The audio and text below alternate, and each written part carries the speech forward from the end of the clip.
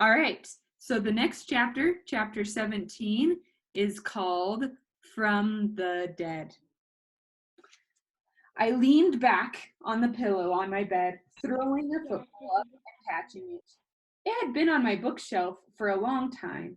My depth perception was a little tricky with only the one good eye, but I was so much better at catching now. Still, if Grandma saw me throwing a ball above my new eye, she'd kill me. Maybe now that my double vision was gone in my right eye, I could throw the ball around on the field, play a few games. Well, when I healed. I kind of doubted it, though, considering the safety warden I lived with. She'd never let me take a tackle. My phone was reading Danny's obituary to me. I highlighted the text and said the words. I still wasn't supposed to do much reading. Danny Panganabin, an amazing son, brother, and friend, died due to heart disease. He loved the outdoors, especially watching the Nebraska Huskers, jokes, movies, and making videos for his successful YouTube channel, Danny's Challenges. Danny had progeria, a rare genetic disease. It is what gave Danny his unique look, and unfortunately caused his body to age much faster than it should. Though many have clicked on Danny's channel because of his looks, they loved him for something much more. Every week, Danny would share details about his life and challenge anyone who would listen. He challenged people to be kinder, braver, and more helpful. His almost 500,000 subscribers came to know him and became better people because they took his challenges. The obituary went on to share where Danny's funeral would be, which I had already missed, and mentioned his mother, father, Mikkel, and grandparents. A short knock, then Grandpa stepped into my room, almost completely filling the doorframe. As I gripped the ball and sat up, my feet swung over the edge of my bed and landed on the comic pages that I'd left on the ground. Mind if I take a seat? Grandpa asked, pointing at the other side of my bed. Go for it, I said. He carefully avoided stepping on the comic pages as he made his way to my bed and sat. I haven't seen you play with that ball in a while. He opened his hands for a toss and I lobbed it to him. Nice lateral. It's been collecting dust on my bookshelf, I said. Grandpa nodded. Grandma said that you haven't picked up your drawings. He threw the ball up and down, ignoring the papers scattered all over the floor. She said you're upset because you don't think you're very good at it. I didn't answer. Every time I looked at those pages, it was like my blood froze and boiled at the same time. Well, he said, reaching down to pick up a page. I know you can't bend over while your eye is recovering, so I thought I'd help. Don't bother, I said. He looked at me for a moment, then picked up another. He flattened both of them on his lap, then set them on the bed next to him. I'm no art critic, and I like your art, but I'm not going to tell you a lot of blah, blah, blah, he said. You're talented, but whether you believe you are or not, I think you ought to keep your drawings. He picked up another paper. This time, a little sigh slipped out. He did that sometimes as he bent over. He worked hard on these. That's something you should be proud of. But they aren't good, I started. Hard work, he interrupted, his voice louder, is always something you should be proud of. Now, maybe they weren't exactly what you hoped for, but if you were to work hard again, maybe they would be. He picked up the rest of the pages without another word and set them on the corner of my desk. Then he left without closing the door behind him. Kind of a strange talk. I looked at the pages on my bed for a moment. I looked at my pencils and my pens. I had worked hard. What other kid with my eye problems would even try? Maybe he was right. I picked up a page up. The lines of Squint's arm didn't meet right. One of the panels outlining boxes was tilted. Nope. I dropped the page. Back to my bed and the ball. My phone beeped. I pulled up the screen. Inside a bubble were the words, watch a new post from Danny's Challenges. I clicked it without thinking. It would be a nice distraction. Wait, how was there a new video? Danny wasn't around anymore. My phone had read me his obituary. His family buried him. This had to be some weird glitch. Danny's face appeared, nearly taking up the whole screen. I couldn't help it. I clicked on the arrow to make the video play. I bet you didn't expect to see me, did you? Danny said, his wide smile still on his face. I didn't think so, he wagged a popsicle stick figure. What was going on? How could this post even be here? Well, Danny continued, if you're watching this, it means I'm not around anymore. He took in a deep breath. I'm dead. He looked off to one side. That sounds really weird coming out of my mouth, but I've been planning on it for a long time. I've counted on it. I planned my whole funeral, including all the songs.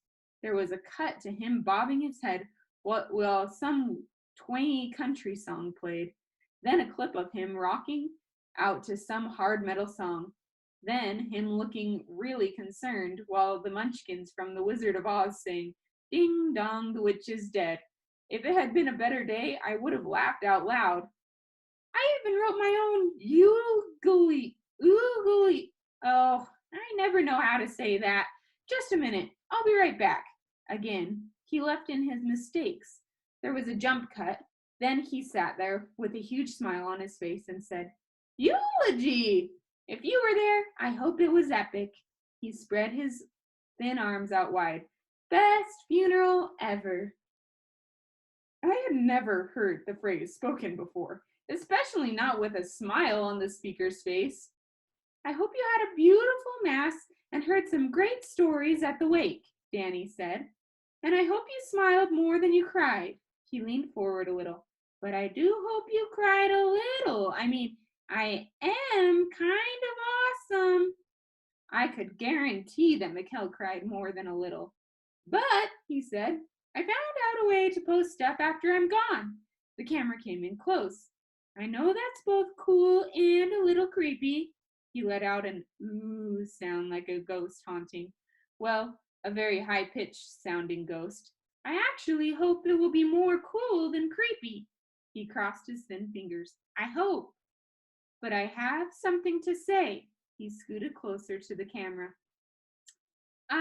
He whispered, I hit $1 million in a special place, and only those of you who follow my clues will ever have a chance to get it. He stared solemnly into the camera. His face cracked into a smile.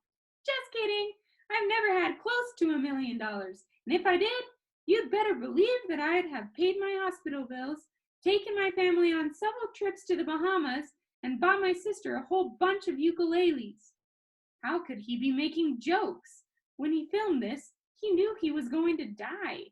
He made extra videos for his family and his followers, and they were funny. What kind of kid was this? No, Danny continued, I've thought about death for a long time, and I decided to do this. I've still got some more challenges in me, and, he paused for a second, some of you might be sad. A new challenge might be the perfect thing to help Mikkel. Danny wiggled his eyebrows. I don't want anyone moping around. The video cut to a different view. If you are moping around, I'm going to come back from the dead to haunt you. He acted like a ghost again before continuing. Here's a new challenge. His eyes danced. I think you're going to like it. All right, that's the end of chapter 17. Can you at least just tell us what the challenge is? Yeah, that would help us a lot. Not for a while. You want to read chapter 18? Yes! We're a little bit over time, but... No, we don't care. Let's read. Okay. All right. I think in this chapter, let's see. Chapter 18, Challenge Accepted. For this project, Mrs. Brenner said, holding up a worksheet on photosynthesis, I want you to work with a partner. This was a perfect opportunity. You can propose who you might work with, Mrs. Brenner continued, but I can either approve or deny it. Once approved, you can move desks to easily work together. Both of you read the chapter and double-check one another's answers. I took a deep breath and raised my hand. I hadn't done that in any of my classes for a very long time. Even with my sunglasses on, I could see a small look of surprise on Mrs. Brenner's face. but she raised one finger to indicate for me to wait. Hopefully, between the two of you, you can make sure you get them all right. She looked down at me. Flint, was I really going to do this? I was surprised when the words came out. Can I work with Mikkel? I asked, hand still raised. A few oohs echoed around the class, everyone assuming I liked her. I didn't really care. That should be fine, Mrs. Brenner said. In fact, she might have even given me a slight smile. Oh, as long as it's okay with her. She looked over at Mikkel, who nodded. She didn't smile and wave or anything, but she did nod. I knew everyone was looking at me. Part of me wanted to play it cool, but I was actually kind of proud of myself. I almost always had to take whoever was left over after everyone else was paired with their friends. Today, maybe I had a friend. Once Mrs. Brenner let us move around, I went and sat next to Mikkel. You saw it, didn't you? She said, her eyes wide. It took me a second. His post? I nodded enthusiastically. How did he do that? I don't know, she said. Crazy, huh? She seemed a little better today, maybe a little happier. Maybe it was good for her to see her brother again. She held up the assignment paper. Let's do this. Before we start, I have a question for you, I said. Do you want to watch a comedy with me? You can pick it. I don't even care which one it is. I just think you should, I want to, she cut me off. No, she looked at the worksheet like it was a final exam and she had better get all of the answers right. Maybe she wasn't doing better. The comedy was Danny's challenge. He wanted his followers to gather up their friends and watch something funny, to talk and laugh. And if we talked about him, his rule was that we'd have to tell the fun stories, no crying aloud. It was supposed to be a night of remembering the happy, the good memories. He even listened to a few of his favorite comedies as suggestions. I thought that might be nice for Mikkel. Come on, I said. I had some leftover money from my birthday and could get us both into the second run theater. I might even have enough left over for popcorn. No, Mikkel said, I just don't. I thought she might not want to. She did say that she wasn't doing the challenges anymore. I reached into my portfolio, pulled out a piece of paper, and slapped it on her desk, cutting her off. I almost couldn't believe I did it. It was my plan, but I actually did it. She looked at it and back at me. I took my sunglasses off so I could see her better. What's this? She asked. Your comic? And it's terrible, I said. It's not terrible, she started. Yes, it is, I said. I thought I was almost as good as a real comic book artist, but everything is off. Now that I can really see, she stopped talking. I swallowed to stop that weird thing that starts coming up my throat when I tear up. Nobody was supposed to cry in science unless we're dissecting frogs. And today, we weren't dissecting frogs. I'm sorry, she said, but you're being too hard on yourself. It really is good. Not good enough, I said. I can't win any contest with this. She looked at my comic and back at me. You don't know that, you might as well. That's not the point, I said. Even if I don't like them, do you remember our deal? Mikkel got really quiet and looked at me. This was a serious argument going on behind her eyes. How about I finish my comic if you finish Danny's challenges? She raised her hand to interrupt me, but I kept talking. I learned that from Grandpa. And I know you've got the harder end, but after my surgery and recovery and stuff, I've only got a week. I'm going to draw like crazy, stay up late, the whole works, but I'll do my part if you'll do yours. She looked at me. And I'll help you with the challenges, I added. She started to shake her head again. I reached into my portfolio case and took out another picture. I stayed up late getting it done.